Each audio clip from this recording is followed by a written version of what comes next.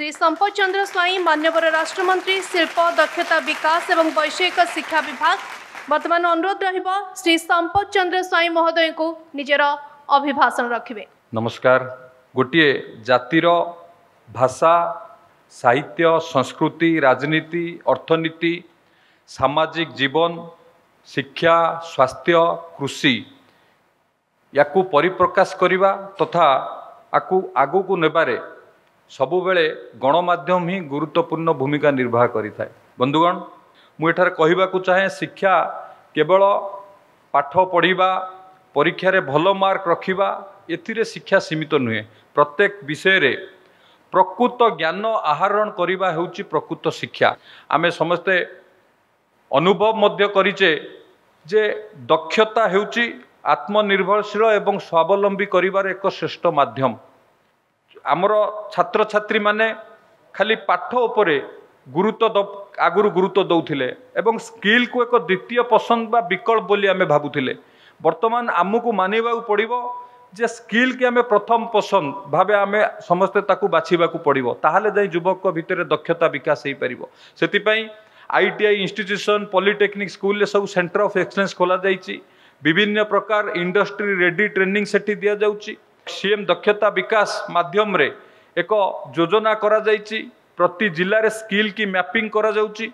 से जिल्ला रे कोन स्किल आवश्यक सेठी कोन इंडस्ट्री होउछि। एबे आपण माने समस्त जानिथिबे उत्कर्ष ओडिशा कनक्लेव आयोजन हैला। ओडिशा को बहुत गुड़िए इन्वेस्टमेंट इंटेंट आसिला। विभिन्न स्थान रे शिल्प प्रतिष्ठा होउछि। सी जिल्ला रे जो शिल्प संस्था शिल्प प्रतिष्ठा होउछि से शिल्प कौन स्किल नीड करुछि। इंडस्ट्री जो स्किल नीड करुछि ताकू मैपिंग करी सेठी थिबा इंस्टीट्यूशन रे सेठी थिबा पॉलिटेक्निक स्कूल रे स्किल कार्यक्रम करा जाउछि। सेंटर ऑफ एक्सलेंस खोला जाउछि। पढ़िबा सहित सेठी युवक मानकर दक्षता विकास करिबा पई मध्य गुरुत्व दिया जाउछि। एवं माननीय प्रधानमंत्री जो मुख्य विजन थिला आत्मनिर्भर भारत, आमे आत्मनिर्भर भारत रे आत्मनिर्भर ओडिशा को मध्य गुरुत्व दउछु।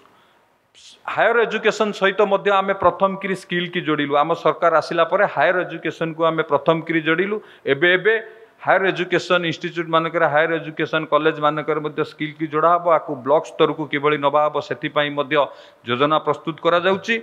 विशेष करी आज अर्गस न्यूज तरफ आज एटी जो आयोजन करा जाइतला एजुकेशन नेक्स्ट कनक्लेव, एही भली कनक्लेव माध्यम रे निश्चित भाव में आमे जहाँ जहाँ कार्यक्रम करूचु ताकू किभली भाव में आहुरी विस्तार करा जिवो बा लोकलोचन को आसी पारिबो। सेति पई ये एक फॉर्मेट ये आयोजन करथिबारु मु धन्यवाद एवं कृतज्ञता ज्ञापन करी मु मो बाणी को विराम देउची। धन्यवाद। वंदे उत्कल जननी।